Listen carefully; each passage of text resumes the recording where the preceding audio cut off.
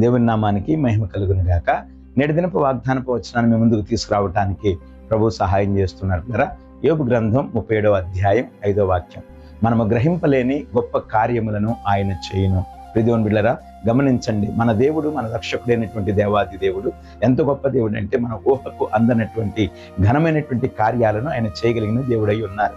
నీ విశ్వాసతను నువ్వు స్థిరపరచుకోగలిగినట్లయితే నిశ్చయంగా నేటి దినాన నీ ముందర ఎలాంటి ప్రతికూలమైన పరిస్థితులు ఉన్నా వాటిని బట్టి నువ్వు చింతిస్తూ వేదన పడుతూ ఒకవేళ కృంగుతూ ఉన్నావేమో, దిగులు పడకు, భయపడకు. ఎందుకో తెలుసా? నీ ఊహకు మించిన కార్యాలను మనం ఆరాధించుతున్నటువంటి మన దేవుడు చేయగలిగిన దేవుడై ఉన్నారు. పిల్లరా, ఆయన యొక్క గొప్పతనాన్ని మనము ఒక్కసారి మననం చేసుకుంటే, జ్ఞాపకానికి తెచ్చుకుంటే ఆయన చేసిన కార్యాలు ఎంత గొప్పవి. సముద్రమును పాయలుగా చేసిన దేవుడు ఆయన.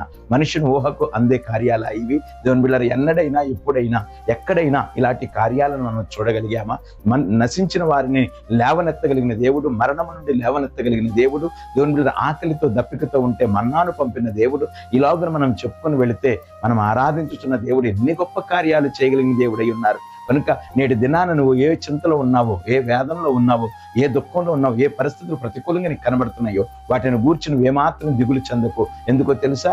నీ ఊహకు మించిన కార్యాలను మన దేవుడు చేయటానికి ఈ దినాన సిద్ధంగా ఉన్నారు. అట్టి గొప్ప కార్యాలను చేయటం కొరకై మన దేవుడు మనం పిలుచుకున్నారు. అట్టి కృప ద్వారా మనం ఆదరించబడదాం. ఆయన కృపలో భద్రపరచబడుతూ ముందుకు సాగుదాం. దేవుని కృప మనకు తోడై ఉండును గాక. ఆమేన్.